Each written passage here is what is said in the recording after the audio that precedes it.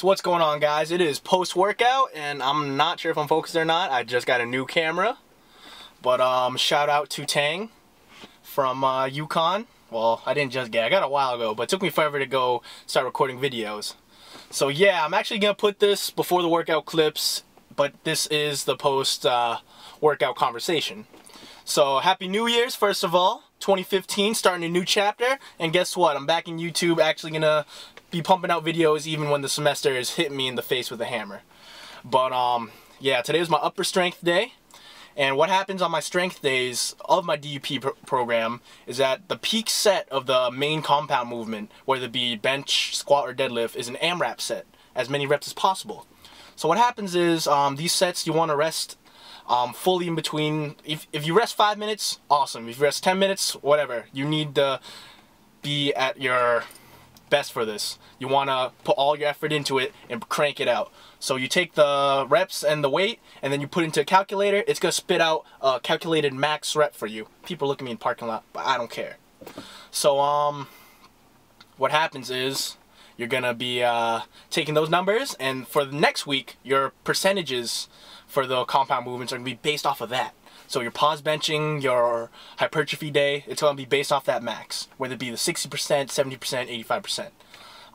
And I'm not actually going to release that for maybe like 5-6 more weeks, just because there's some things I want to tweak and some things I really like about the program. But so far, my base skeletal structure for this program has been pushing me forward, and that's awesome, because that means I'm doing something right. So yeah, today for the peak set of AMRAPs on the bench, I actually was really excited to bring the camera into the gym for the first time, and I kind of rushed through the sets. So unlike what I said earlier, I kind of put my foot in my mouth, and I only rested like 3 minutes. Usually for pause benching, I would rest 3 minutes and be fine, but for max effort AMRAPs, usually I rest like 5 minutes. And say what you want, but I'm making progress at my own rate. So as you'll see, I actually only managed to get 4, so I haven't looked into the calculator yet, but it might actually set me back a little bit for next week, which might actually be what I need, because I've been a little fatigued and stressed from working all winter break. So hopefully next week, once my hours for school are done, I get to enjoy the rest of my break. Yeah, here's the clips, and I will see you after. Alright, so starting upper body day off right. I got 135 pounds on the bar, warming up, and if you notice when I'm exploding, I'm moving around a little bit. This is the only down point I see about working out at this gym. The benches are pretty slippery, so if you notice, I have 2 bands on there to help me keep my grip. And actually, the sliding decreases as the weight increases, because that's actually pushing me deeper into the bench. And yes, for those of you who know me, I do normally work out at the Yukon gym, but since those have shortened hours and I work longer shifts for my IPI hours, I'm at Super Future Fitness. It's just a few minutes away from where I live, kind of equidistant to campus. But awesome gym, highly recommend it, especially since Yukon can be very packed.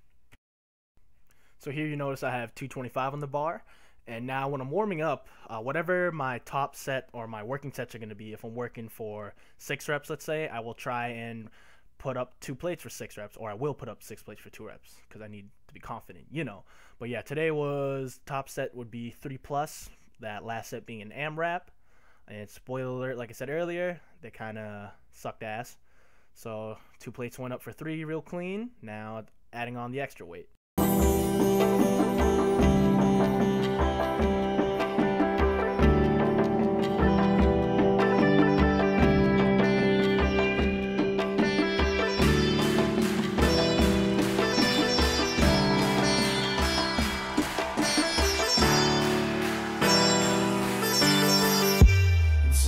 Find your way back home.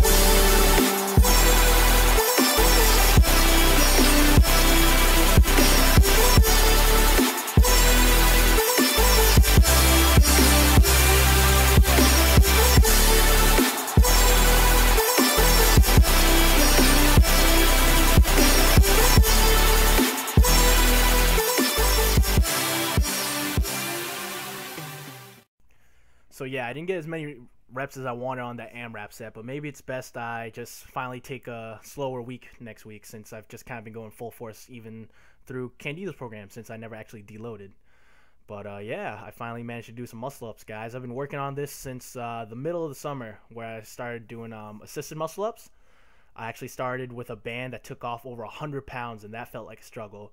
But eventually I ordered my own bands and took them with me to Yukon. And now actually the lightest band I worked up to only took off 20 pounds. And about 3 weeks ago I managed to do my first set of muscle ups for 2. And ever since then I've just been adding more volume and trying to perfect my form. Now, I still use a lot of momentum and use my legs to do so, but hey, I can do muscle up, and I'll take that as a win. Now, here I just got to clean it up. That's all I got to do moving forward. We'll see how it goes, I guess. Now, in this next clip, you're actually going to see me work on overhead press in a few seconds. It's a little difficult to incorporate into the program, but I think it's earned its place. It definitely has carryover to the bench, I feel, because it helps me with my shoulder stability at least.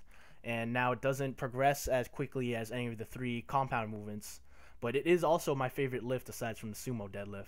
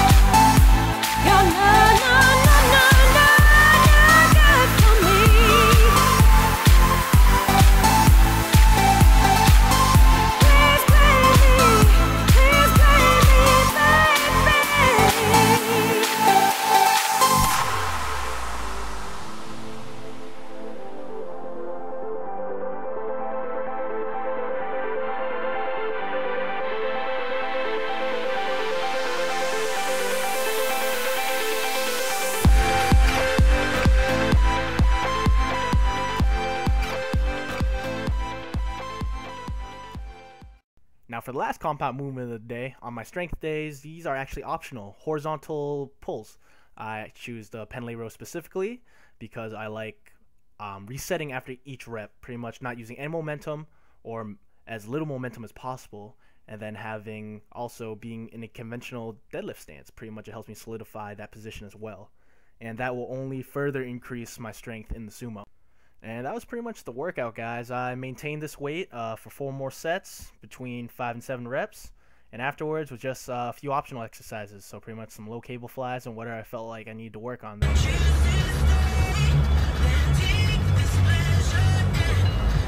Alright, so ignore the fact I have some bad acne on my forehead. And I haven't gotten a haircut in like a month, so you know I need a lineup.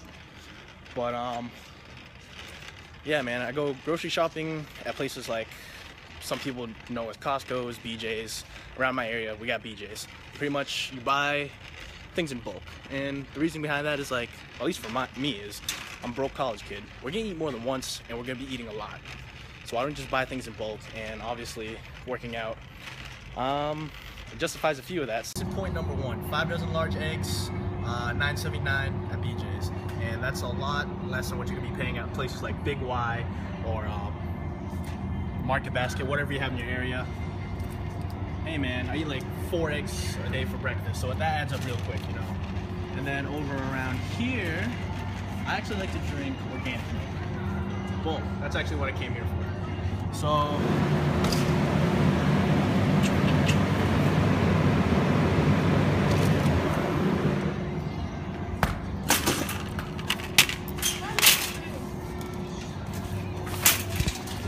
the expiration date, it's actually a lot longer lasting than normal.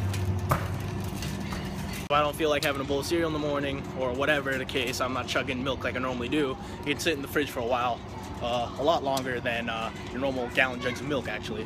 And only about a half gallon because I'm going back home to Mass soon, and that means parents are gonna buy food. Then you have case number 2. Chicken breast, 10 pounds, 20 bucks, a little over $2 a pound. Pretty much you can put this out to thaw before your shifts or in the day before school, and then it should be pretty much thawed out and unfrozen by the time you get home. If you just leave in like a bowl of water or whatever, still in like a plastic bag or something. But yeah, 20 pounds of chicken breast, I mean, 10 pounds of chicken breast, $20. Pretty good compared to most places, man.